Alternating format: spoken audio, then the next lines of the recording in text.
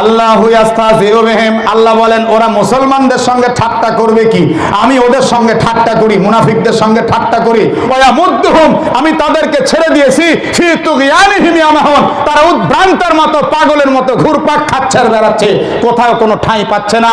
ইসলাম নিয়ে কটাক্ষ করেছে, মুসলমান নিয়ে কটাক্ষ করেছে, ঠাট্টা বিদ্রুপ করেছে, বাংলার জমিন থেকে বিতাড়িত হয়ে কানাডায় গেছে, ঠাঁই পায় নাই। আল্লাহ এমন ঠাট্টা করা শুরু করেছে, কানাডা থেকে দুবাই গেছে, দুবাই ঠাঁই পায় নাই, খালি ঘুরতেছে, ঠাট্টা বিদ্রুপের পাত্র হইয়া এখন একদম নিশ্চিহ্ন হয়ে গেছে। কথা কর না কেন, ঠিক কিনা? এই কোরআনের মিল আছে না নাই? আছে। বাস্তবতা মিল আছে না নাই? আলহামদুলিল্লাহ আলহামদুলিল্লাহ নাহমাদুহু ওয়া নাস্তাঈনুহু ওয়া নাস্তাগফিরুহু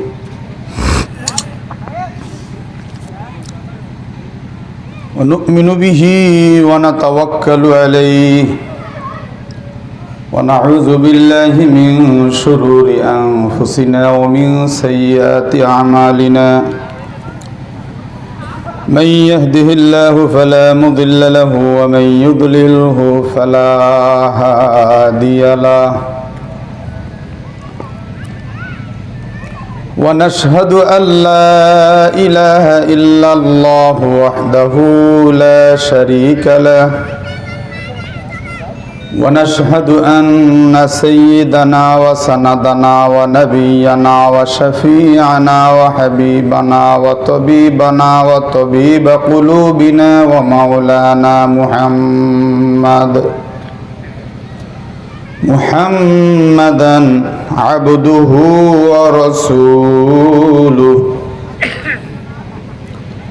الذي أرسله بالحق بشيرا ونذيرا وداعيا إلى الله بإذنه وسراجا منيرا. أما بعد فيا أيها الحاضرون رحمني ورحمكم الله. আওয়াজ দিয়ে বলুন আমিন। সকলে জবান খুলে বলুন আমিন। فقد قال الله تعالى في الكلام المجيد والفرقان الحميد. আমার সাথে সাথে সকলে পড়ুন আউযু বিল্লাহি মিনাশ শাইতানির রাজিম. বিসমিল্লাহির রাহমানির রাহিম. ومن الناس من يقول آمنا بالله وباليوم الآخر وما هم بمؤمنين يخادعون الله والذين آمنوا وما يخدعون إلا أنفسهم وما يشعرون. في قلوبهم مرض فزادهم الله مرضا ولهم عذاب أليم بما كانوا يكذبون. وإذا قيل لهم لا تفسدوا في الأرض قالوا إنما نحن مصلحون ألا إنهم هم المفسدون ولكن لا يشعرون.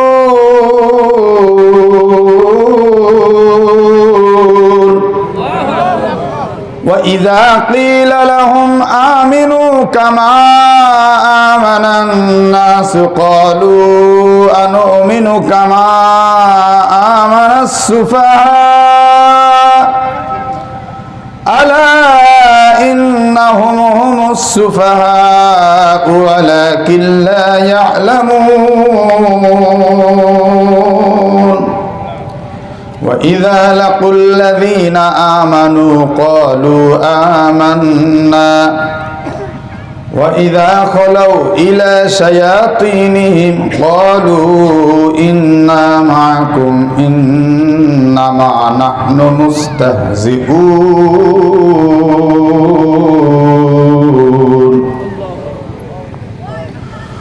الله يستهزئ بهم ويمدهم في طغيانهم يعمهون أولئك الذين اشتروا الضلالة بالهدى فما ربحت تجارتهم وما كانوا مهتدين مثلهم كمثل الذي استوقد نارا فلما أضاءت ما حوله ذهب الله بنورهم وتركهم في ظلمات لا يبصرون صم بكم عمي فهم لا يرجعون أو كصيب من السماء فيه ظلمات ورعد وبرق يجعلون أصابعهم في آذانهم من الصواعق حذر الموت والله محيط بالكافرين يكاد البرق يخطف أبصارهم كلما أضاء لهم مشوا فيه وإذا أظلم عليهم قاموا ولو شاء الله لذهب بسمعهم وأبصارهم إن الله على كل شيء قدير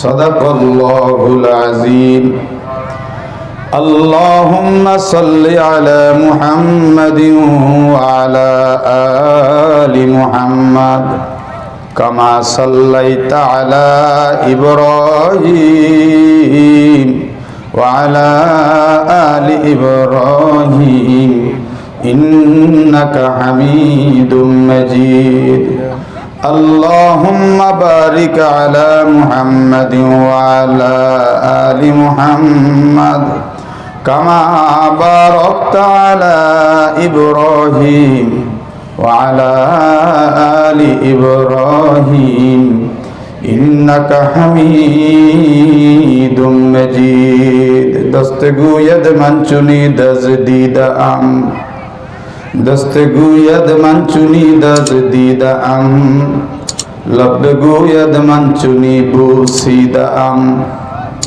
چشم گوید دیدم سوی حرام چشم گوید دیدم سوی حرام گوش گوید چیدم سمرul kalam گوش گوید چیدم سمرul kalam لا إله إلا الله کلمہ لا إله إلا الله حق لا إله إلا الله لا إله إلا الله لا إله إلا الله لا إله إلا الله لا إله إلا الله لا إله إلا الله لا إله إلا الله إله إلا الله এই কালেমার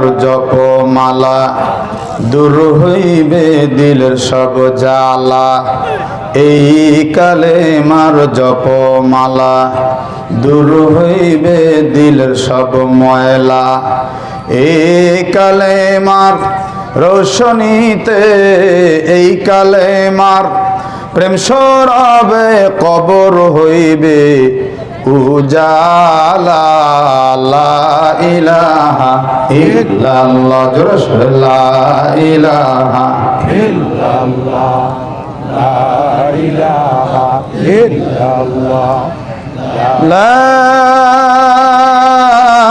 ইলাহা ইল্লাল্লাহু মুহাম্মাদুর রাসূলুল্লাহ সাল্লাল্লাহু আলাইহি ওয়াসাল্লাম। সকলে বলছি সাল্লাল্লাহু আলাইহি ওয়াসাল্লাম। আলহামদুলিল্লাহ, আলহামদুলিল্লাহ।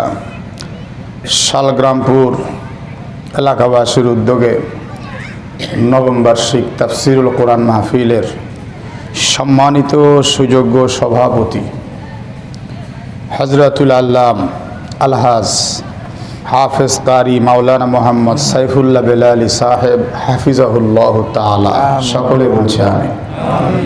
মুহতামিম দারুল উলুম মঈনুল ইসলাম মাদ্রাসা সখীপুর, খতিব ও পেশ ইমাম সখীপুর বাজার কেন্দ্রীয় মসজিদ সখীপুর টাঙ্গাইল। দোয়া করছি আল্লাহ তাআলা আমার ভাই মাওলানা সাইফুল্লাহ বেলালী সাহেবকে নেক হায়াত দারাজ করুন।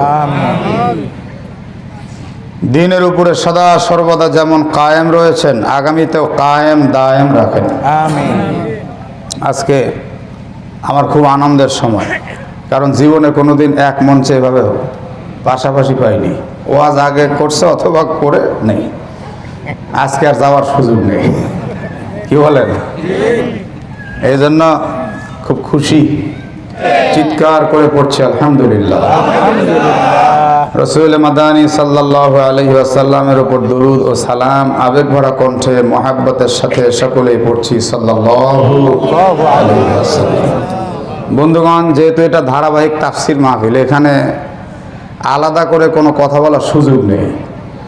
গত বছর আলোচনা যেটুকু হয়েছিল তারপর থেকে আবার শুরু হবে। প্রারম্ভিক কথা তো শুরুতে সব বলা শেষ, কি বলেন, তাই না? এখন আজকে আলোচনা শুরু হচ্ছে দ্বিতীয় রুকু থেকে ইনশাআল্লাহ। এই দ্বিতীয় রুকু থেকে যে আলোচনা শুনবেন, এই শোনার আগে তো আপনাকে একটু সংজ্ঞা বুঝতে হবে। এই সূরা বাকারার শুরুতে আল্লাহ তাআলা আলোচনা করছেন ঈমানদারদের, এরপরে এখন যেটুকুর তর্জমা শুনলেন এটুকু কাফেরদের, এখন যে রুকুর আলোচনা শুনবেন এটা হলো মুনাফিকদের। তাহলে কয়টা জাতির কথা হলো? তিন জাতি। সকলে বলেন কয়টা? তিন জাতি। তাহলে এই তিনটা জাতি, 1 নাম্বার মুমিন, 2 নাম্বার কাফের, 3 নাম্বার মুনাফিক। দেখেন আল্লাহ রাব্বুল আলামিন এই পৃথিবীতে এরকম 3টা জাতি বা 3টা সিস্টেমের অনেক কিছু সৃষ্টি করছেন। সুখের জন্য জান্নাত, দুঃখ আর কষ্টের জন্য জাহান্নাম, আর জান্নাত জাহান্নামের মাঝখানে একটি জায়গার নাম আরাফ। নাম কি? আরাফ। وعلى الأعراف رجال يعرفون كلا بسيماهم سبحان الله পড়ে। জান্নাতে শুধু সুখ আর সুখ, জাহান্নামে শুধু দুঃখ আর দুঃখ। জান্নাত আর জাহান্নামের মাঝখানে যে জায়গাটা আছে আরাফ নামক জায়গা, এখানে সুখ দুঃখ বলতে কিছুই নেই। আমাদের মাদ্রাসার দর্শী কিতাবগুলির মধ্যে ফার্সিতে একটা কিতাব পড়ানো হয়, গুলিস্তান। এখানে আল্লামা শাইখ সাদি রহমাতুল্লাহ আলাইহি লেখেন, হুরানে বেহেশতি ইয়ারা দোজখ বুয়াদ আরাফ, আজ দোজখ ইয়া পুরসে কে আরাফে বেহেশত আস্ত। দোজখীদেরকে যদি আরাফে দিয়ে দেওয়া হয়, এই দোজখীরা আরাফে আসার পর বলতে থাকবে আমরা বুঝি জান্নাতের মধ্যে চলে আসছি। আর যদি জান্নাতীদেরকে আরাফে আনা হয়, তখন জান্নাতীরা বলবে আমরা বুঝি দোজখের মধ্যে চলে এসেছি। জোরে কোন সুবহানাল্লাহ। তাহলে বোঝা গেল জান্নাত আর জাহান্নামের মাঝামাঝি একটা জায়গা আছে আরাফ। কি বলেন, তাই না ভাই? আল্লাহ রাব্বুল আলামিন এই পৃথিবীতে যত কিছু সৃষ্টি করেছেন, মুযাক্কার আর মুআন্নাস, নারী আর পুরুষ আছে না? পিপিলিকার মধ্যে নারী পুরুষ, গাছের মধ্যে নারী পুরুষ, নর নারী, কুকুরের মধ্যে, বাঘের মধ্যে, মাছের মধ্যে, সবকিছুর মধ্যে নর নারী। মানুষের পেটের এক সন্তান নারী হয়, আরেক সন্তান পুরুষ হয়, আরেক সন্তান হিজড়াও হয়। এই হিজড়ার মধ্যে নারীত্ব নেই, পুরুষত্ব নেই, মাঝামাঝি সৃষ্টি। একটু চিৎকার করে বলুন তো, হিজড়ার সৃষ্টিকর্তা কে? হযরত আলী রাদিয়াল্লাহু আনহুর সময়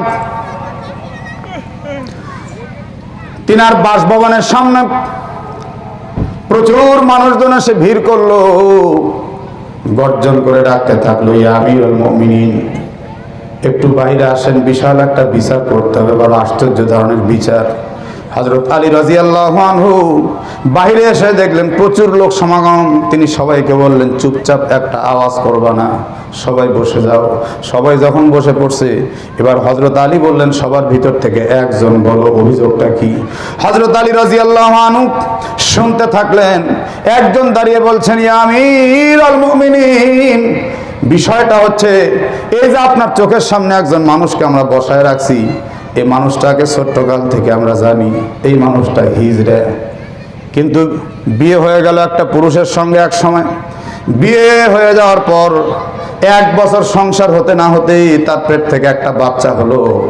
আমরা সবাই চিন্তা করলাম, আসলে লোকটাকে দেখতে হিজড়ার মতো লাগলেও আসলে সে হিজড়া না, সে একজন নারী।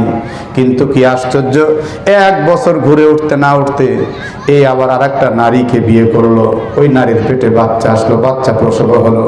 ইয়া আমিরুল মুমিনিন, এই মানুষটা 1 বছর সন্তানের মা আর 1 বছর নিজেই সন্তানের বাবা। এটা আসলে নারী নাকি পুরুষ নাকি হিজড়া নাকি মানুষ নাকি জিন, আমরা কিছুই বুঝতেছি না। আপনি একটু বিষয়টা দেখবেন। হযরত আলী রাদিয়াল্লাহু আনহু বললেন, 2 জন ব্যক্তি আমার কাছে একটু আসো। এবার 2 জন আসছে। আসার পরে বলে, এই মানুষটাকে একটু পর্দার আড়ালে নিয়ে যাও। একজন ডান পাশের বুকের হাড্ডি গণনা করবে আর একজন বাম পাশের বুকের হাড্ডি গণনা করবে। কিছুক্ষণের মধ্যে বুকের হাড্ডি গণনা করে 2 জন আসছে। হযরত আলী বললেন, ডান পাশের বুকের হাড্ডি তুমি কয়টা গুনলা? বলে, আমি 12টা গুনেছি। আর একজনকে বলে, তুমি বাম পাশের কয়টা গুনেছো? বলে, আমি 11টা গণনা করেছি। হযরত আলী রাদিয়াল্লাহু আনহু মুস্কি হাসি দিয়ে বললেন, এই লোকটা হিজড়াও না, এই লোকটা নারীও না, এই লোকটা জিনও না, এই লোকটা পুরুষ মানুষ। সুবহানাল্লাহ। এখন দেখবেন যুগে যুগে কিছু মানুষ সব এলাকায় থাকে, সোজা উত্তর দেওয়ার পরেও একটা প্রশ্ন তার থেকেই যায়, আছে না নাই? মাঝখান থেকে কয়েকজন দাঁড়িয়ে বললেন, ইয়া আমিরুল মুমিনিন, বুকের হাড্ডি গণনা করে আপনি কেমন করে বুঝলেন এটা পুরুষ মানুষ? হযরত আলী রাদিয়াল্লাহু আনহু বললেন, কুল্লু শাইইন ইয়ারজিউ ইলা আসলিহি, প্রত্যেকটা জিনিস তার আসলের দিকে ধাবিত হয়। হযরত আদম আলাইহিস সালাম জান্নাতের মধ্যে আল্লাহর কাছে আরজি পেশ করলেন, আল্লাহ আমার একটু ক্লান্তি লগ্ন অবস্থায় একটু বিশ্রাম দরকার। আল্লাহ বললেন, তোমার সামনে খাট পালঙ্ক রেডি। সুবহানাল্লাহ বল। হযরত আদম বললেন, আল্লাহ আমার সামনে খাট, আমি শুইবো কিন্তু দেখতে পাচ্ছি না কেন?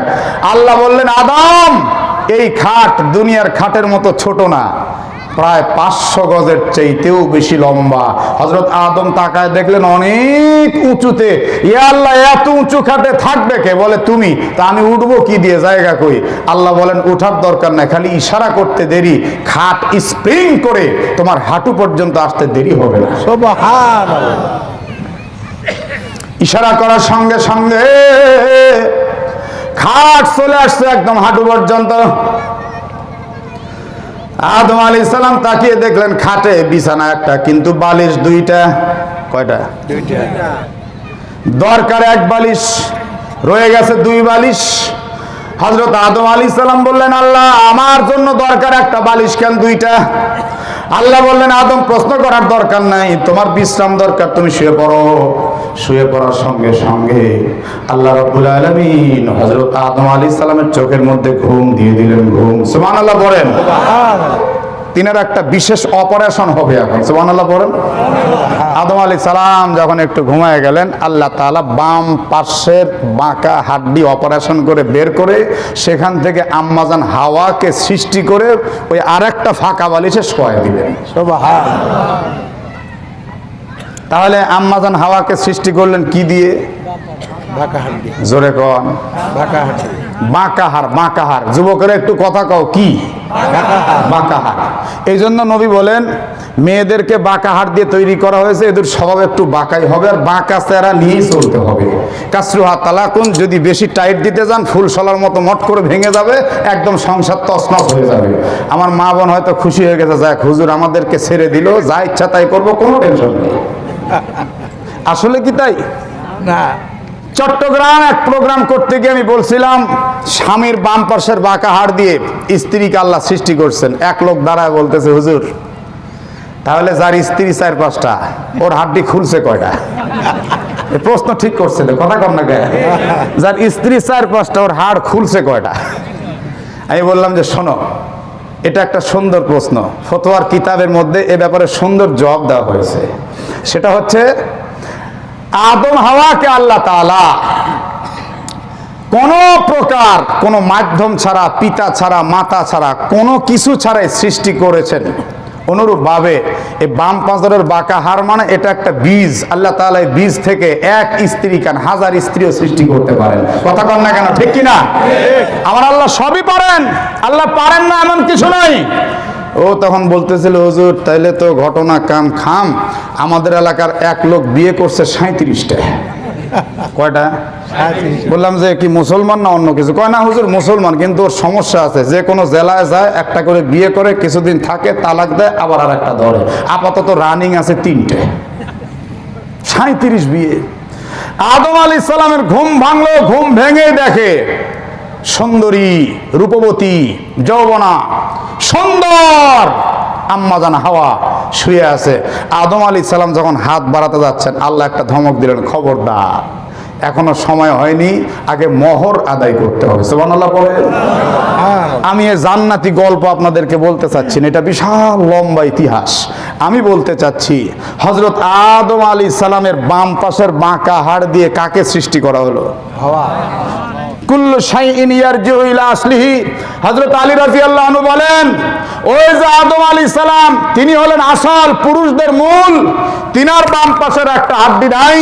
কিয়ামত পর্যন্ত পৃথিবীর যত পুরুষ আসবে, প্রত্যেকটা পুরুষের বাম পাশের হাড্ডি 11টাই হবে, ডান পাশে 12টাই হবে, আর নারীদের 12 24টা। সুবহানাল্লাহ পড়া। হুজুর বুঝলাম, তারপরেও তো ভেজাল আছে। আবার কয়েকজন দাঁড়ায় বলে, হুজুর তাহলে এই যে 1 বছর সন্তানের মা একই মানুষ, আবার আরেক বছর গিয়ে সন্তানের বাপ, এই একই মানুষের মধ্যে 2 রকম যোগ্যতা, এটা আবার কেমন হলো? কি বুঝার দরকার আছে না? জি জি। হযরত আলী রাদিয়াল্লাহু আনহু, তিনি সাধারণ কোন সাহাবী না, তিনি চরম গভীর জ্ঞানের একজন সাহাবী। সুবহানাল্লাহ বলেন। সুবহানাল্লাহ। সেই হযরত আলী রাদিয়াল্লাহু আনহু মুনাফিকদের সর্দার আব্দুল্লাহ ইবনে উবাই ইবনে সালুল আর তার সঙ্গী সাথীদেরকে সামনে নিয়ে দাঁড়ায় বলছেন, শোনো শোনো, দিল ও জবান ঠিক রাখুক। দিলের মধ্যে এক চিন্তা, জবানের মধ্যে আরেক চিন্তা। রে আব্দুল্লাহ ইবনে উবাই ইবনে সালুল, মনের মধ্যে নেফাকি রাখলে আল্লাহ তাআলা তোমাদেরকে ক্ষমা করবেন না। খবরদার খবরদার, ঈমানকে হারায়ও না, ঈমানকে ঠিক রাখো। এই কথা বলার সঙ্গে সঙ্গে আব্দুল্লাহ ইবনে উবাই ইবনে সালুল চিৎকার করে বলতে থাকলো, এ আলী, তুমি কি আমাদেরকে কাফের বলতেছো? আমরা কি ঈমান রাখি না? আমরা কি মুমিন না? আমরা কি পরকালকে বিশ্বাস করি না? আমরা কি আল্লাহর কাম করি না? আমরা ঈমানদার। এই বলে যখন চিৎকার করছে, আল্লাহর নবীর উপরে এই সূরাতুল বাকারার 2য় রুকুর প্রথম আয়াত নাজিল হইয়া গেছে। আল্লাহ রাব্বুল আলামিন বলছেন, ওয়ামিনান নাসি মান ইয়াকুলু আমান্না বিল্লাহি ওয়া বিল ইয়াউমিল আখির ওয়া মা হুম বিমুমিনিন।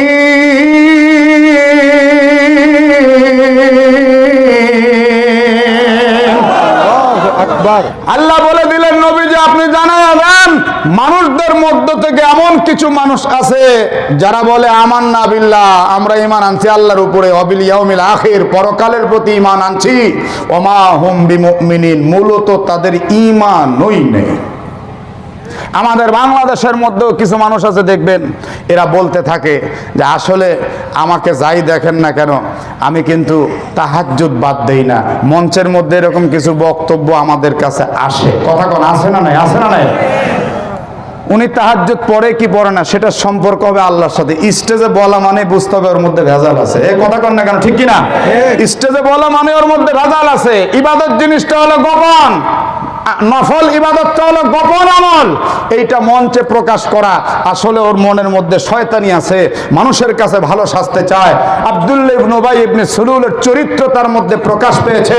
সামনাসামনি ভালো, কিন্তু পিছনে পিছনে একদম ওর আমলের মধ্যে চরম গলত রয়েছে। এটা হলো মুনাফিকদের আলামতের অন্যতম একটি আলামত। ঠিক। আজকের এই পুরো রুকুটা মুনাফিকদের কিছু বদগুণ, খারাপ গুণ নিয়ে আলোচনা হবে। আমি করব আলোচনা, আপনারা করবেন বিবেচনা। যদি দেখেন যে হ্যাঁ এই কথাটা, এই কাজটা আমার মধ্যে আছে, আজকের মাহফিল থেকে সাথে সাথে তওবা করতে হবে, তাহলে আমাদের আজকের আলোচনা শোনা সাফল্যতা আসবে। কথা কোন ঠিক কিনা? মুনাফিক মক্কায় ছিল না, মুনাফিকের উৎপত্তি হয়েছে মদিনা থেকে। আল্লাহর হাবিব সাল্লাল্লাহু আলাইহি সাল্লাম যখন মদিনায় গেলেন, অধিকাংশ মানুষ তখন নবীজির কাছে ঝুঁকে পড়তে থাকলো, নবীজির কাছে কলমা পড়তে থাকলো। মানুষ সবাই একমাত্র আল্লাহর নবীকে নিয়ে ব্যস্ত থাকলো। এমন একটা মুহূর্ত যখন মদিনাতে মানুষজন সবাই মিলে মুনাফিক সর্দার আব্দুল্লাহ ইবনে উবাই ইবনে সুলুলের মাথায় শাহী মুকুট পরায় দিবে আর তাকে রাজা বলে স্বীকার করবে। নবীজি মদিনায় যাওয়ার সঙ্গে সঙ্গে মোড় ঘুরে গেল, আব্দুল্লাহ ইবনে উবাই ইবনে সুলুলের আর নেতা সাজা হলো না। তখন থেকে আব্দুল্লাহ ইবনে উবাইয়ের মনের মধ্যে ঢুকছে শয়তানি, আমি মুহাম্মদকে দেখে ছাড়বো।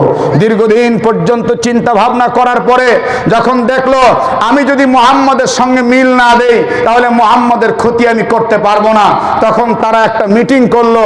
এই মুনাফিক গোষ্ঠী আল্লাহর নবীর হাতে হাত দিয়ে ইসলাম গ্রহণ করলো, তবে প্রকৃত ইসলাম নয়, এটা হলো মুসলমান সেজে ছিল। নাউজুবিল্লাহ। মুসলমান সাজা আর মুসলমান হওয়া দুইটা এক জিনিস না। যেমন একটা উদাহরণ দিলে খুব ভালো করে বুঝবেন, মসজিদের মধ্যে জুতার চোর আছে না নাই? আছে। আপনাদের এদিকে হয়? বেশি আরো। আচ্ছা, মসজিদের মধ্যে যে জুতা চুরি করতে যায় ওকে দেখে কি বোঝা যায় যে ও জুতা চোর? না। মুসল্লির মাথায় টুপি, জুতা চোরের মাথায় টুপি। আসলে মুসল্লি জুতা চোর না, তবে জুতা চোর মুসল্লিও না। আর একটা যুক্তি দিলে খুব ভালো করে বুঝবেন, আমাদের বাংলাদেশের মধ্যে কিছু পরিবার, ফ্যামিলি আছে, দেখবেন এরা করে কি, স্ত্রীর কথায় ওঠে, স্ত্রীর কথায় বসে। তবে আপনাদের এই সখীপুর শালগ্রামপুর এলাকায় এইরকম কোনো পরিবার নাই। তো থাকলে একটু জোরে কও না কেন? আছে। স্ত্রীর কথায় মাতা পিতাকে পর্যন্ত আলাদা করে দেয়। কথা কন না কেন? ঠিক কিনা? এরকম এক স্বামী সারাদিন যা কামাই করে সব স্ত্রীর হাতে দিয়ে দেয়। স্ত্রী আবার বড় চালাক, 10,000 টাকা স্বামীর হাতে দিয়ে বলে আমরা সাহেবে নেশাব হয়ে গেছি, আমাদের কুরবানি দেওয়া ওয়াজিব।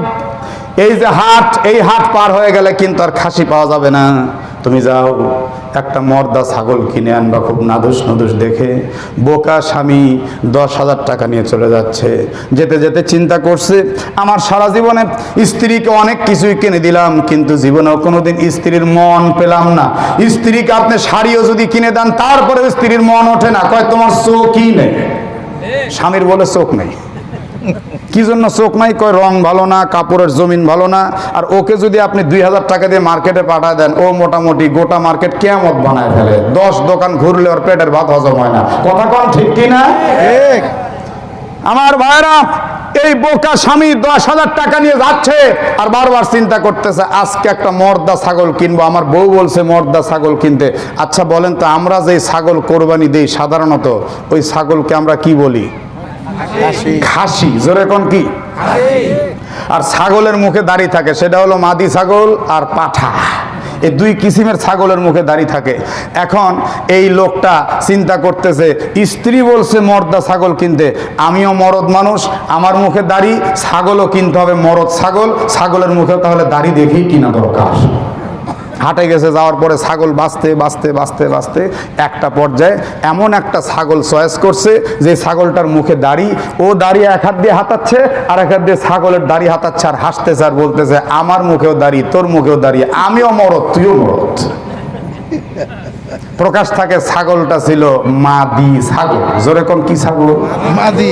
মাদি ছাগল, মাদি ছাগল।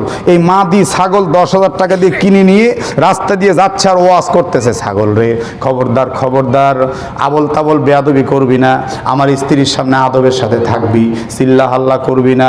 ওয়াজ করতে করতে এক পর্যায়ে নিজের বাড়ির গেটের মধ্যে প্রবেশ করেছে। গেটের মধ্যে প্রবেশ করে ডাকে বলে, জরিনার মা তাড়াতাড়ি আসো, মর্দা ছাগল নিয়ে আসছি।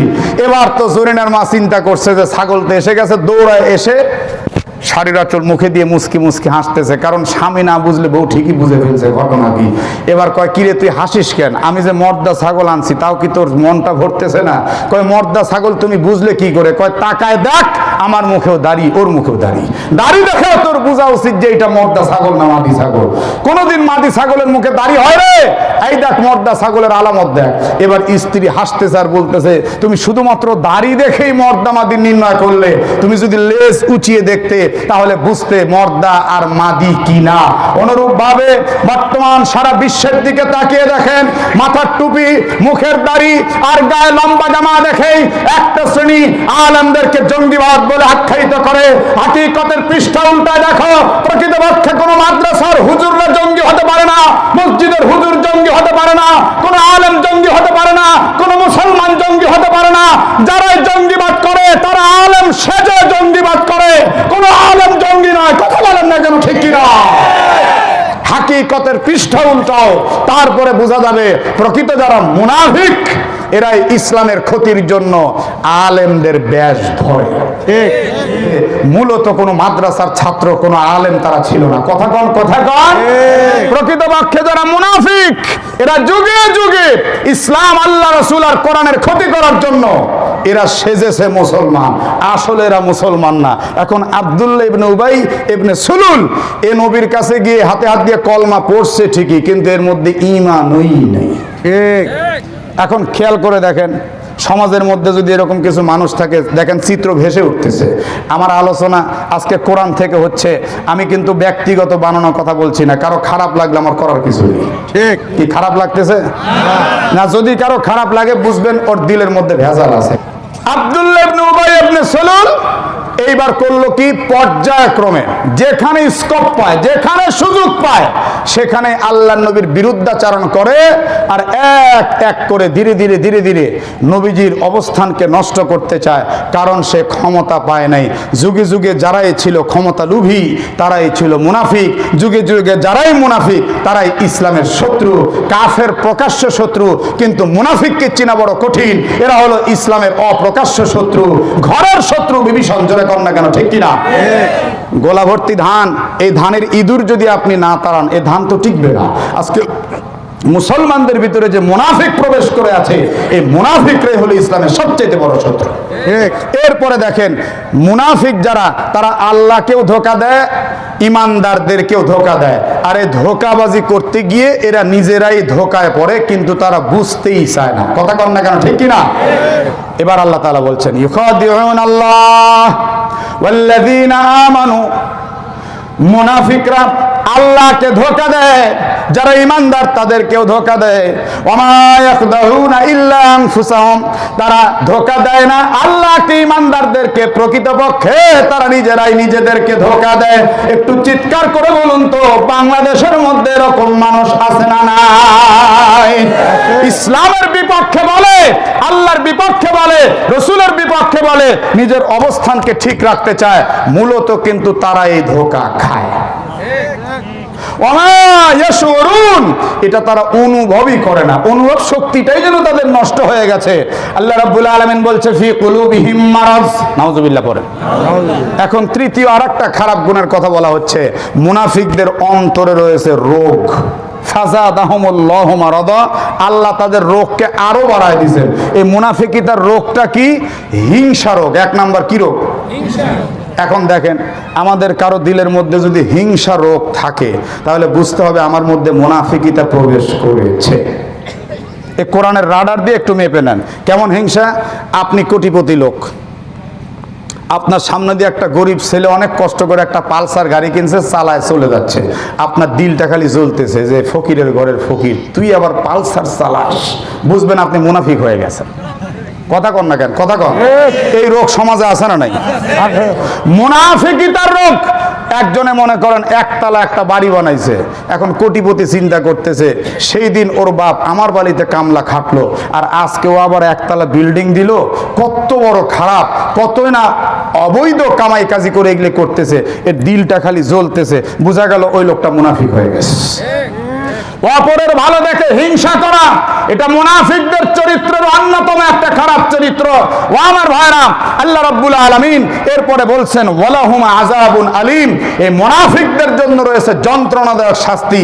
যদি প্রশ্ন করেন কেন, বিমা কানু ইয়াকযিবুন, এরা ছিল মিথ্যাবাদী। ওই যে একজনের ভালো দেখে এরা যন্ত্রণায় ছটফট করেছে, আসলে একজনের উপরে ইনডাইরেক্টলি মুনাফিক মিথ্যা অপবাদ দিয়েছে, এর কারণে তাদের জন্য রয়েছে যন্ত্রণাদায়ক শাস্তি। কেমন শাস্তি? আল্লাহ রাব্বুল আলামিন বলেন ইন্নাল মুনাফিকিনা ফিদ দারকিল আসফালি মিনান নার। নাউজুবিল্লাহ পড়েন। আজকেও তাফসিরে কুরতুবির মধ্যে এই আয়াতের তাফসির সামান্য একটু দেখলাম, জাহান্নামের একদম নিম্ন দেশের মধ্যে মুনাফিকদেরকে আল্লাহ তাআলা রাখবেন। একটু জোরে কোন নাউজুবিল্লাহ। তাফসিরের মধ্যে আসছে জাহান্নামের একদম নিচে বিশাল একটা লোহার সিন্দুক রয়েছে, এই সিন্দুকের মধ্যে মুনাফিকের জায়গা। তাফসিরে আল্লাহর হাবিবের বরাত দিয়ে লেখা হয় জাহান্নাম এই সিন্দুকটাকে ভয় পায়, হায় হায় আমার ভিতরে যেই মুনাফিকের সিন্দুক রাখা হয়েছে এটা কতই না নিকৃষ্ট। এই সিন্দুকের মধ্যে মুনাফিকদেরকে আবদ্ধ করে ফেলা হবে জাহান্নামের একদম নিম্ন স্তরে। সিন্দুকের মধ্যে আবদ্ধ করার কারণ কি? কারণ হলো মুনাফিক সমাজের মধ্যে ছড়িয়ে ছিটিয়ে থাকলে এদেরকে চিনার দায় নাই, কিন্তু এরা সবচেয়ে বড় ক্ষতিকর। এই জন্য জাহান্নামে এদেরকে অন্য জাহান্নামীদের সাথেও মিশতে দেওয়া হবে না, এদেরকে কঠিন সিন্দুকের মধ্যে আবদ্ধ করে সারা জীবন এদেরকে পোড়ায়া মারা হবে। নাউজুবিল্লাহ জোরে। তাহলে আমাদের কি করা উচিত? মুনাফিকি বেশি বেশি করা উচিত না কি করেন? দেখেন সমাজের মধ্যে কিছু মানুষ আছে মসজিদ মাদ্রাসায় যাবে আর বড় বড় বলিয়া ওড়াবে, আহা এই জিনিসটা এমন হলে খুব ভালো হতো, এই জিনিসটা এমন হলে খুব ভালো হতো। আপনি মনে করবেন ওর মতো ভালো লোক বুঝিয়ার দুনিয়ায় নেই, কিন্তু ও আপনার চোখের আড়ালে গিয়ে বলবে আসলে বেলালী সাহেবের মতো খারাপ লোক দুনিয়ায় নেই। কথা কয় না রে মুসলমান, আছে না? মাদ্রাসার মধ্যে গেছে মুনাফিক, যাক সমানে কান্দে। হুজুর বলে কাঁদেন কেন? হুজুর আমি শুনতে পারলাম আপনার মাদ্রাসার ছাত্রদের খাওয়া দাওয়ার বড়ই সমস্যা, আপনার মাদ্রাসার ছাত্ররা না খেয়ে কষ্ট করে। হুজুর আমার কলিজায় সহ্য হয় না, আমার কলিজায় সহ্য হয় না। হুজুর তখন বলে সর্বনাশ করছে, আপনি কাঁদবেন না, আপনার কান্না দেখলে আমার বড় কষ্ট হয়। এবার বলে হুজুর আপনার ছাত্র একজন দুইজন তিনজন চারজন নয়, আপনার ছাত্রদের খাবারের যতই সমস্যা হোক আমার বাড়িতে নিয়ে যাবেন, আমি নিজেই খাবার দেব। সঙ্গে সঙ্গে ডাক দিয়ে বলে হুজুর গো আপনার ছাত্রদের কয়েকজন আমার বাড়ি পাঠায় দিবেন, টেনশন নাই। হুজুর সাথে সাথে বলতেছে আলহামদুলিল্লাহ আলহামদুলিল্লাহ, আপনার মতো ভালো লোক এলাকায় যদি আর 10টা থাকতো মাদ্রাসার কোনো সমস্যাই হতো না। লোকটা তখন চোখের পানি মুছে বলতেছে থামেন, আলহামদুলিল্লাহ পরে আদায় করেন, আমার একটা শর্ত আছে। বলে কি শর্ত? ছাত্র যতই নিয়ে যাবেন অসুবিধা নেই, আমার 3টা প্রশ্নের উত্তর যেই বাচ্চা দিতে পারবে আমি তাকে খানা খাওয়াবো, তাছাড়া খাওয়াবো না। হুজুর বলে আপনি আল্লাহর জন্য খাওয়াবেন, আবার প্রশ্নের উত্তর কেন? কয় যে হ্যাঁ আমি একটু দেখবো না, চেক করবো না বাচ্চাটা গবি গাধা নাকি কাকে খাওয়াচ্ছি, আমার খাদ্য কাজে লাগবে কিনা। আচ্ছা ঠিক আছে চাচা তাই হবে। লোকটা চলে গেল। বাচ্চা যখনই একটা করে নতুন ভর্তি হয় মাদ্রাসায়, ওর কাছে নিয়ে যায়, ও 3টা করে প্রশ্ন করে, কেউ উত্তর দিতে পারে না, ওর খাওয়াও দেওয়া লাগে না। বহুদিন পর ওই মাদ্রাসায় একটা 7 বছরের শিশু বাচ্চা আসছে ভর্তি হতে। শিশু বাচ্চাটি তাকিয়ে দেখতে পাচ্ছি মাদ্রাসার ওস্তাদের চোখের মধ্যে পানি টলটল করে। হুজুর গো কান্নার কারণটা বুঝলাম না।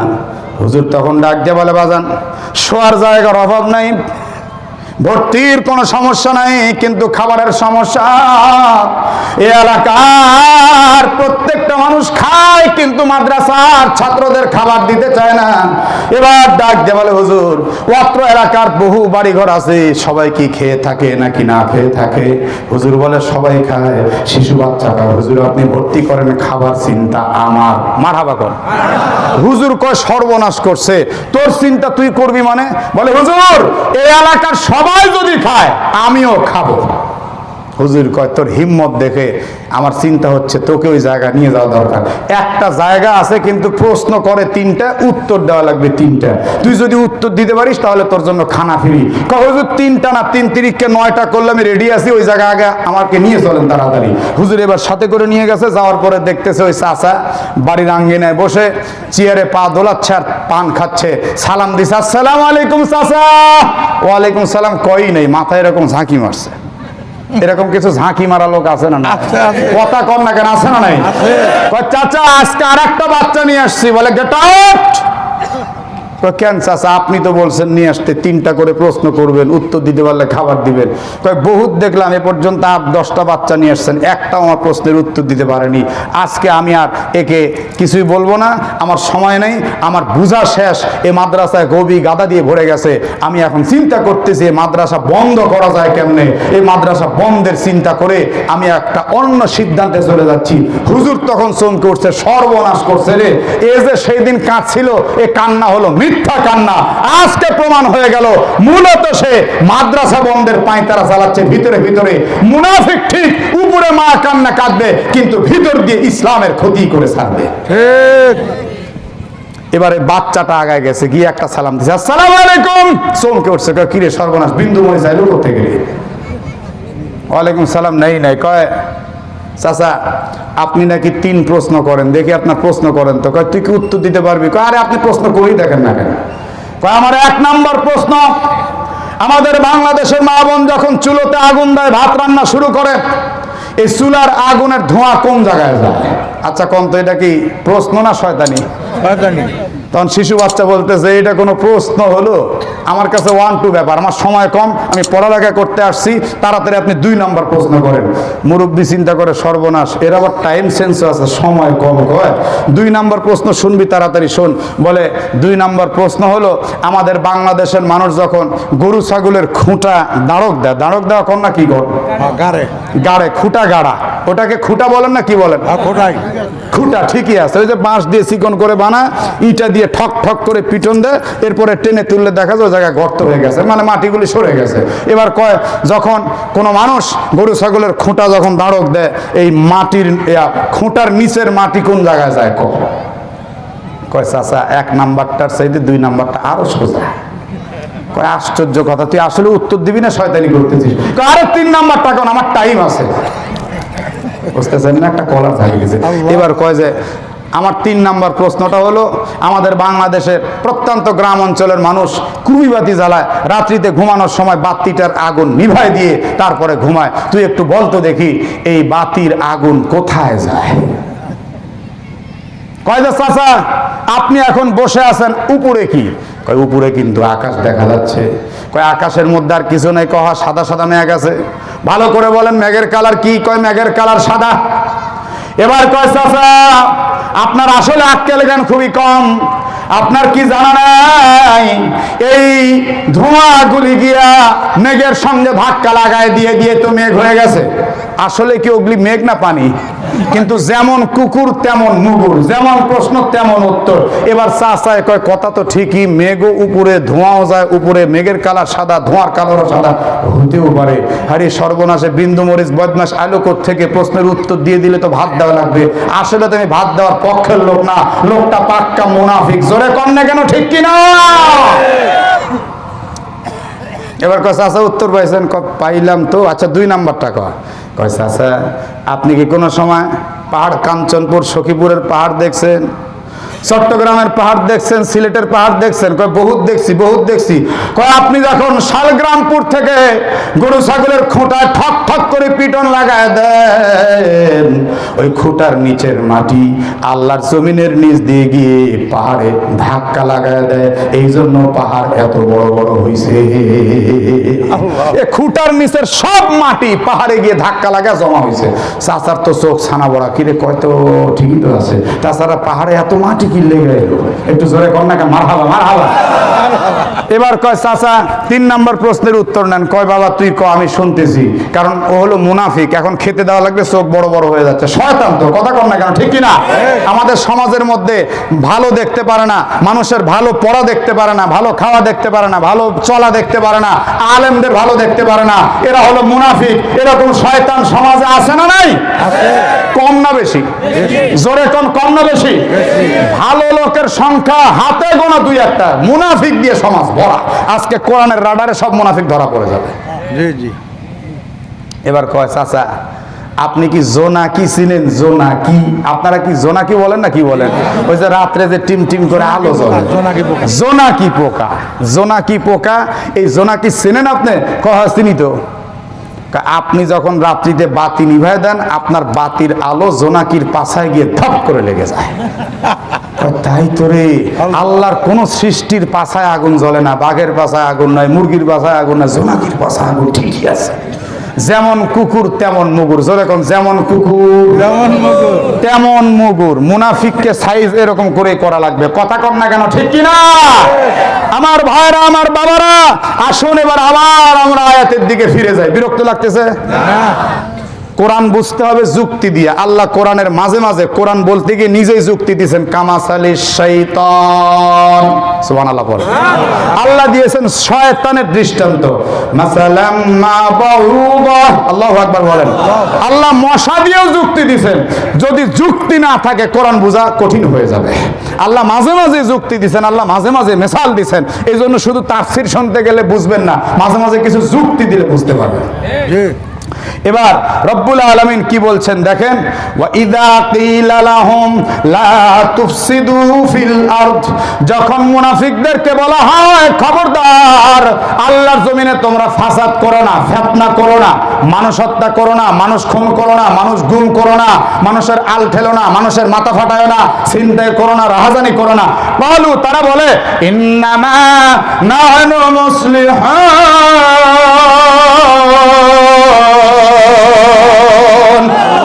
তারা বলে আমরা ফিতনা করি না, মানুষ হত্যা করলেও আমরা সমাজ সংস্কার করি, মুসলিহুন আমরা ইসলাহ করি, মানুষকে গুম করলেও আমরা ইসলাহ করি, আমরা মানুষকে জেল জরিমানা দিলে ইসলাহ করি, আমরা মানুষের সংশোধন করি। একটু জোরে কর নাউজুবিল্লাহ। আলা ইন্নাহুম হুমুল মুফসিদুন, হরফে তানবীর ব্যবহার করে আল্লাহ বলেছেন সাবধান, এরাই হলো ফাসাদকারী, এরাই সন্ত্রাস, এরাই ছিনতাইকারী, এরাই রাহাজানিকারী, এরাই দেশের সবচেয়ে বড় বাটপার। ওয়ালাকিন লা ইয়াশউরুন, এরা যে ফিতনাবাজ এটা তারা অনুভবই করে না, এই বিষয়টা তাদের অনুভবের মধ্যেই নাই। একটু জোরে কর নাউজুবিল্লাহ। আল্লাহ রাব্বুল আলামিন এবার তাদেরকে আরেকটি কথা বলেছেন, ওয়া ইযা কিলা লাহুম আমিনু কামা আমানান নাস।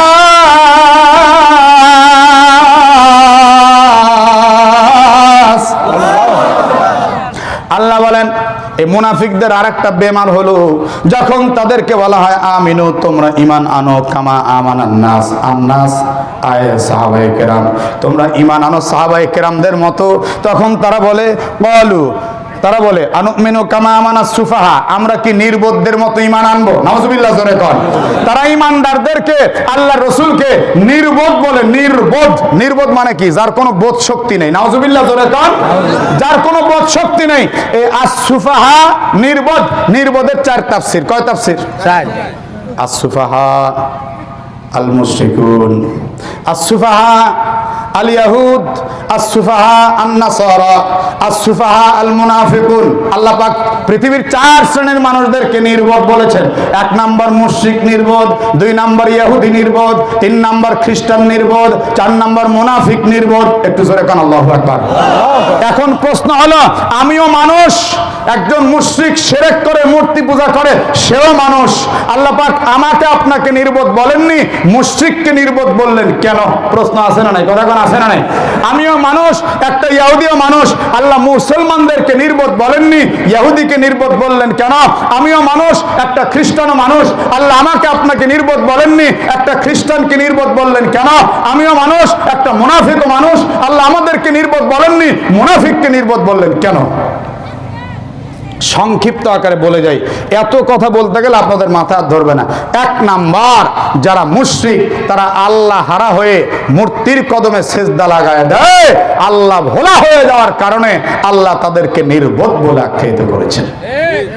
ومن آياته الليل والنهار والشمس والقمر لا تسجدوا للشمس ولا للقمر اسجدوا لله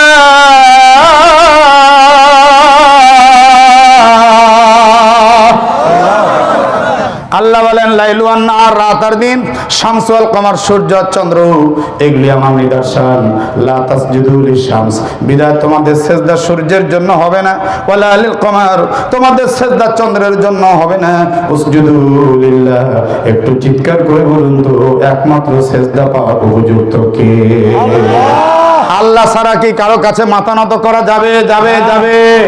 আচ্ছা বলেন তো, কবরে সেজদা দেওয়া যাবে? জোরে কোন যাবে? যাবে যাবে।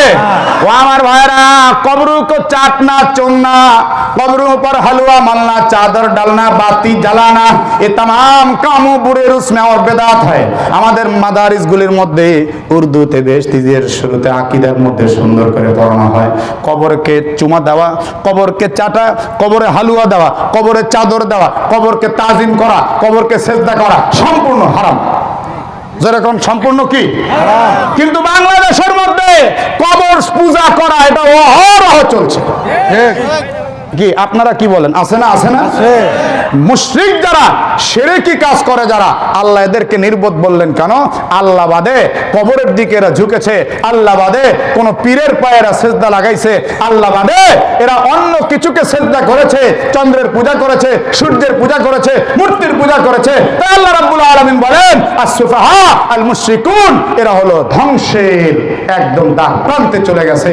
আমার ভাইরা, এখন ইহুদি আর খ্রিস্টান নির্বোধ কেন? এর কারণ হলো, ছোট্ট করে বলে যাই, ইহুদি আর খ্রিস্টান আখিরি জামানার পয়গম্বর মুহাম্মদ আরবি সাল্লাল্লাহু আলাইহি ওয়াসাল্লামকে নবী বলে স্বীকার করে নাই।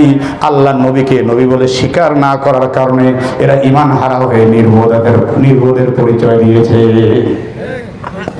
মুনাফিক নির্বোধ কেন? মুনাফিক দুই প্রকার। যেরকম কয় প্রকার? এক নাম্বার নিফাকে ইতিকাদি, দুই নাম্বার নিফাকে আমালি। তাফসীরে তাবারীর মধ্যে আছে, মুনাফিকদের মধ্যে একটা গোষ্ঠী আছে, এই গোষ্ঠী এরা একদম মূলত অন্তর থেকে ইসলাম, আল্লাহ, রসুল কাউকেই বিশ্বাস করে না। এরা একদম কাফের মার্কা মুনাফিক। নাউজুবিল্লাহ জোরে কর। এদের জন্য চিরস্থায়ী জাহান্নাম। আর এক শ্রেণীর মুনাফিক আছে, এরা যদিও বিশ্বাস করে আল্লাহ, রসুল, এরা ভালো, ঠিক আছে, আল্লাহ একজন আছে, রসুল মুহাম্মদ সাল্লাল্লাহু আলাইহি সাল্লাম ঠিক আছে, কিন্তু নামাজ পড়তে ভালো লাগে না। তাই আল্লাহ রসুল হাদিসের মধ্যে বলছেন, মুনাফিকদের অনেক আলামতের মধ্যে একটা আলামত দেখবা, এরা ফজরের নামাজ আর ঈশার নামাজে মসজিদে যাইতে চাবে না।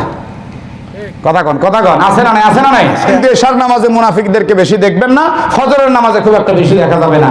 ও আমার মায়েরা, ও আমার বাবারা, এই মুনাফিক নির্বোধ হওয়ার কারণ হলো এরা সদা সর্বদা আল্লাহর দ্বীন থেকে নিজেকে গুটিয়ে আলাদা করে ফেলেছে, এই জন্য এরা নির্বোধ। জোরে কন নাউজুবিল্লাহ।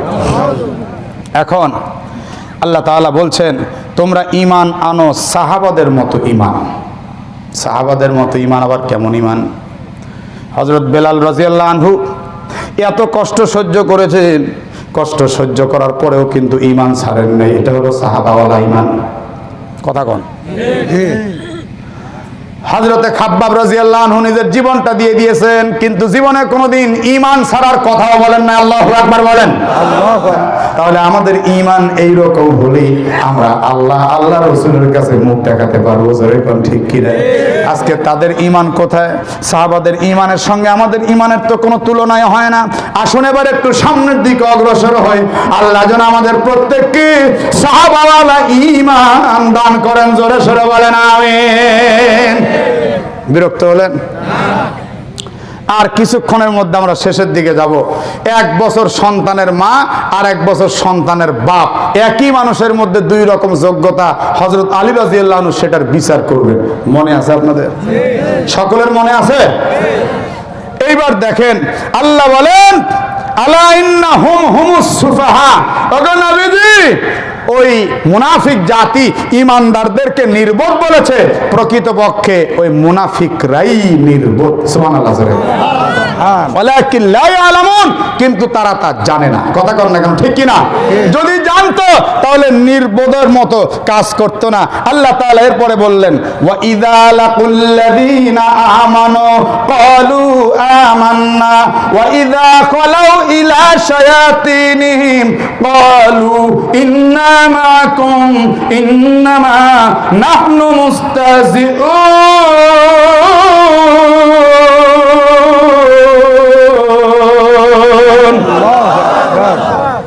এই আয়াতের শানে নজুল হুজুর আরবি সাল্লাল্লাহু আলাইহি সাল্লামের কিছু সংখ্যক সাহাবায়ে কেরাম, আবু বকর, ওমর, হযরত আলী রাদিয়াল্লাহু আনহুম সকলেই যাচ্ছেন, প্রতিমধ্যে আব্দুল্লাহ ইবনে উবাই ইবনে সুলুল সেও তার সঙ্গী সাথীদের নিয়ে রাস্তা দিয়ে যাচ্ছে। হঠাৎ আকস্মিক দেখা, আকস্মিক বোঝেন তো, হঠাৎ করে দেখা, কিন্তু দূরে আছে, এরাও দূরে আছে।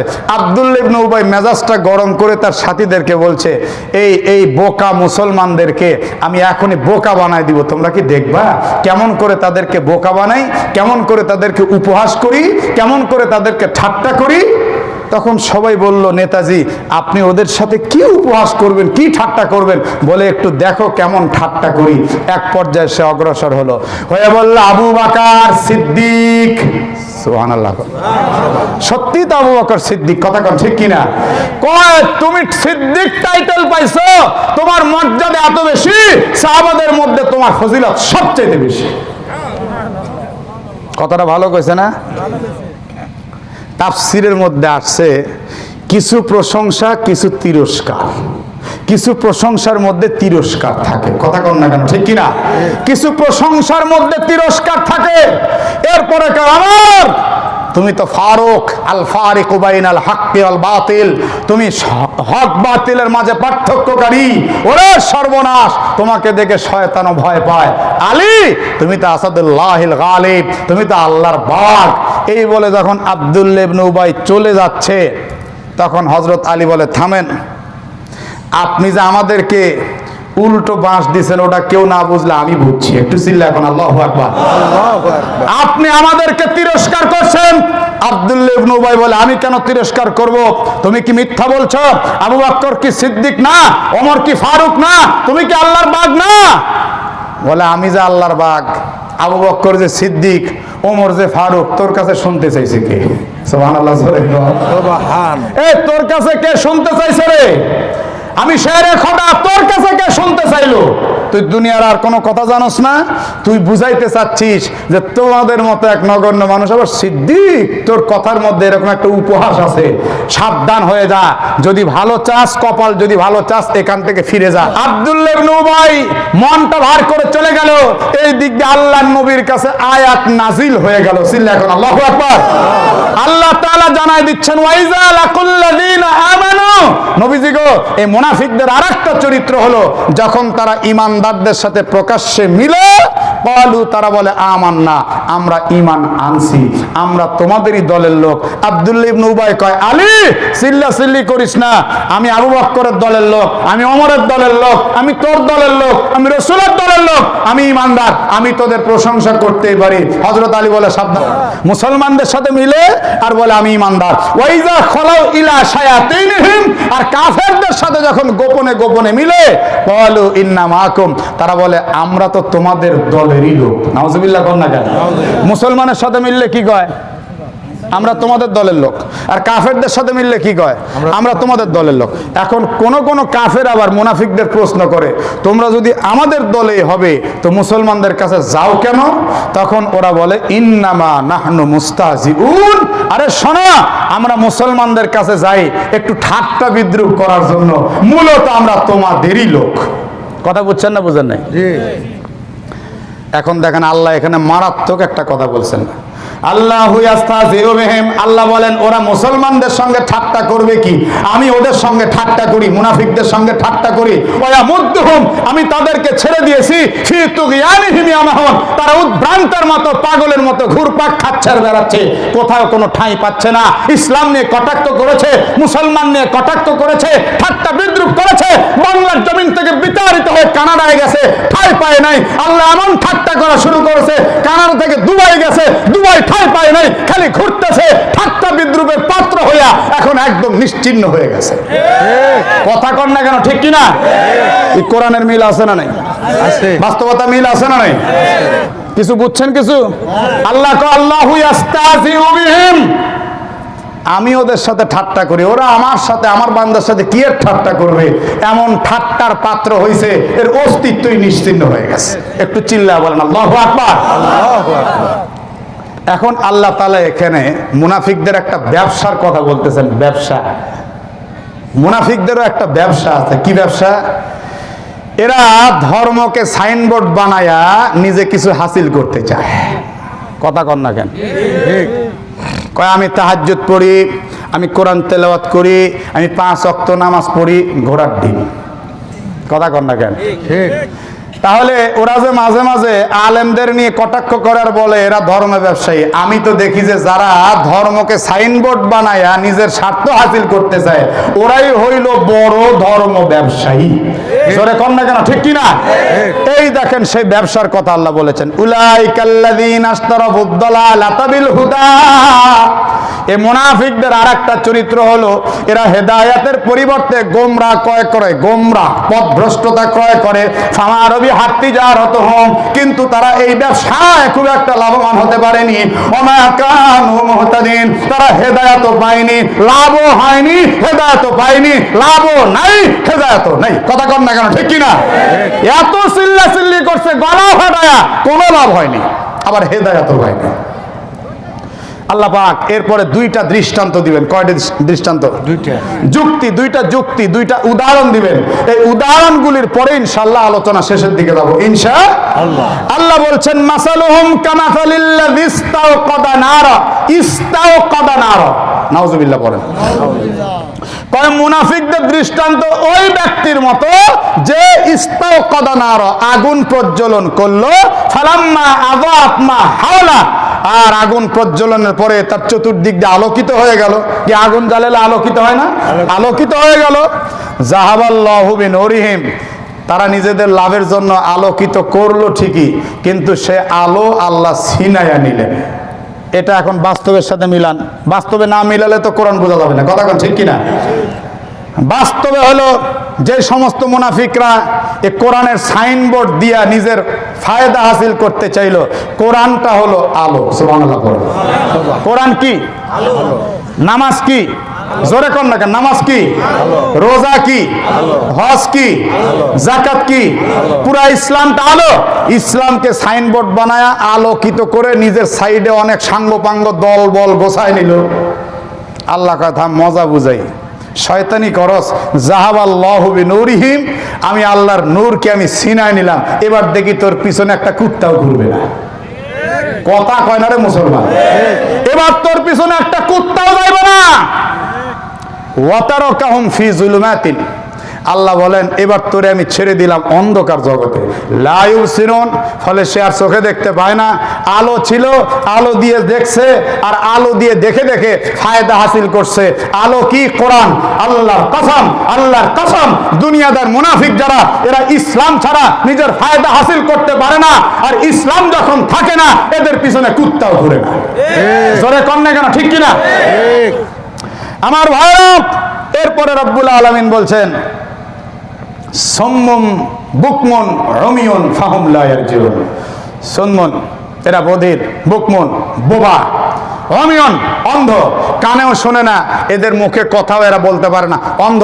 তার মানে মুনাফিকদের একটা চরিত্র হলো এদেরকে আপনি যত ভালো কথাই কন, কোরআনের কথাই কন, এরা নিজেদের স্বার্থ হাসিল করতে গিয়ে ওই কোরআনের কথা ওদের কান দিয়ে ঢুকে না, আর কোরআনের আসল কথা ওরা মুখ দিয়েও বলবে না, আর আসল ইসলামকে ওরা চোখ দিয়েও দেখবে না।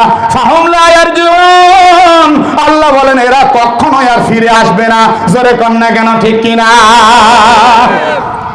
এরপর আল্লাহ আরেকটা দৃষ্টান্ত দিচ্ছেন, আও অথবা কাসাইয়্যিবিম মিনাস সামা, তাদের আরেকটা দৃষ্টান্ত হলো আসমান থেকে বৃষ্টি বর্ষণ হয় যেমনটি, ফি যুলুমাতিন, এর মধ্যে রয়েছে অন্ধকার, ওয়ারাদন, রয়েছে মেঘের গর্জন, বারকন, রয়েছে বিদ্যুৎ চমক, ইয়াজালুনা আসাবিআহুম ফি আযানিহিম মিনাস সাওয়াইকি হাযারাল মাউত। নাউযুবিল্লাহ পড়ে। আর এই মেঘের গর্জন আর বিদ্যুৎ চমক থেকে, মৃত্যু থেকে বাঁচার জন্য তারা করে কি? নিজেদের আঙ্গুলটা কানের মধ্যে পুড়ে দেয়। এ ব্যাপারে শানে নুজুল হলো মদিনা থেকে আল্লাহর রাসূল থেকে দূরে সরে মক্কায় চলে যাচ্ছিল দুই মুনাফিক। মক্কায় গিয়ে কাফেরদের সঙ্গে মিলিত হতে চাচ্ছিল, কিন্তু রাত্রেবেলা শুরু হয়ে গেল মেঘের গর্জন, শুরু হয়ে গেল বিদ্যুৎ চমক। এই দুই মুনাফিক মাঝে মাঝে পাহাড়ের কোলে ঘিসে যায়, মাঝে মাঝে আঙ্গুল কানের মধ্যে পুড়ে দেয়। এক পর্যায়ে তারা আল্লাহর কাছে তওবা করে, আল্লাহ, মুহাম্মদ সাল্লাল্লাহু আলাইহি সাল্লামের কাছে যদি আমাদেরকে পৌঁছে দাও, আমরা কলেমা পড়ে মুসলমান হয়ে যাব। সত্যি সত্যি বৃষ্টি থেমে গেল, বিদ্যুৎ চমক থেমে গেল, আল্লাহ তাদেরকেও বাঁচাই দিলেন। এক পর্যায়ে এরা আল্লাহর নবীর কাছে গিয়ে কলমা পড়ছে। এদের দৃষ্টান্ত দিয়েই আল্লাহ তাআলা এই আয়াত নাজিল করছেন। আয়াত নাজিল করে বলছেন, ওয়াল্লাহু মুহীতুম বিল কাফিরিন। আল্লাহু আকবার। আল্লাহ কাফেরদেরকে পরিবেষ্টন করে ধরে রেখেছেন চতুর্দিক দিয়ে। আর মুনাফিক যে আমাদের সাথে মিশে রয়েছে, এদেরকে আমরা চিনতে পারছি না। এরা আল্লাহ রসুলের সাথে জামাতে নামাজ পড়ে, মুসলমানের মাথায় পাগড়ি, এদের মাথায় পাগড়ি, মুসলমানের মুখে দাড়ি, এদের মুখেও দাড়ি। এ কথা কন না কেন, ঠিক কিনা? এ মুনাফিকদেরকে চিনা বড় কষ্ট। ও আমার ভাইরা, আল্লাহ রাব্বুল আলামিন এবার শেষ আয়াতে বলছেন, ইয়াকাদুল বারক ইয়াখতাফু আবসারহুম। নাউজুবিল্লাহ পড়েন, নাউজুবিল্লাহ। যেন বিদ্যুৎ চমক তাদের দৃষ্টি শক্তিকে কেড়ে নিবে, এমন একটা অবস্থা।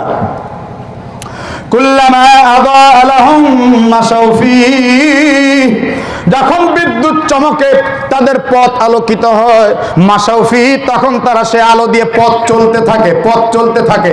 আলো কি? কোরআন। জোরে কোন আলো কি? আর বিদ্যুৎ চমক দিয়ে আল্লাহ বুঝাইছেন এই কোরআনের আলো দিয়ে তারা পথ চলে, রাজনীতির পথ চলে, সমাজনীতির পথ চলে, ব্যক্তিগত পথ চলে। আর মানুষকে বুঝে আমি দুনিয়ার সবচেয়ে ভালো মানুষ। আল্লাহ তার দুনিয়ার পাক্কা শয়তান ওরা। কথা কন না কেন? মাশাউফি ওয়াইদা আজলামা আলাইহিম কামা ওয়াইদা আজলামা আলাইহিম। আর যখন বিদ্যুৎ চমক চলে যায়, আলো চলে যায়, তখন তাদের উপরে অন্ধকার ছেয়ে আসে। এই কথা বলেন, বিদ্যুৎ যখন চমকায় তখন আলো হয় না? জোরে কন, জোরে কন। আর যখন বিদ্যুৎ চমক না দেয় তখন অন্ধকার। ওয়াইদা আজলামা আলাইহিম, আল্লাহ বলেন যখন তাদের কাছ থেকে বিদ্যুৎ চমক চলে যায়, অর্থাৎ এই নূর চলে যায়, তখন তারা অন্ধকারে পতিত হয়।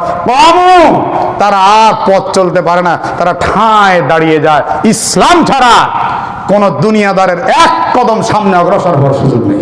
ঠিক।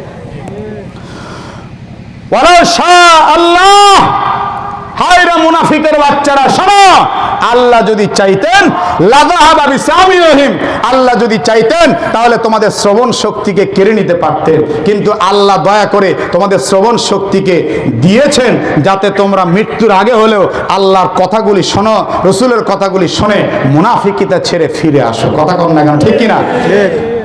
ওয়া আবসারিহিম, আল্লাহ চাইলে তোমাদের দর্শন শক্তি কেড়ে নিতে পারতেন, কিন্তু তা নেন নাই।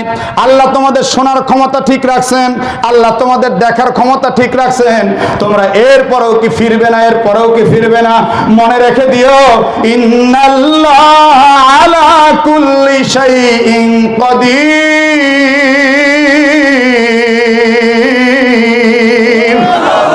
নিশ্চয়ই আল্লাহ তাআলা সবকিছুর উপরে কুদরতওয়ালা। একটু চিৎকার করে বলুন, সবকিছুর উপরে কুদরতওয়ালা কে? আজকে পুরো 2 রুকুর মোটামুটি আলোচনা আপনাদের সামনে আমি তুলে ধরলাম। এবার শেষ কথার দিকে যাব। সেটা হলো হযরত আলী রাদিয়াল্লাহু আনহুর সময় ওই যে এক মানুষের মধ্যে 2 যোগ্যতা, মনে আছে না নাই?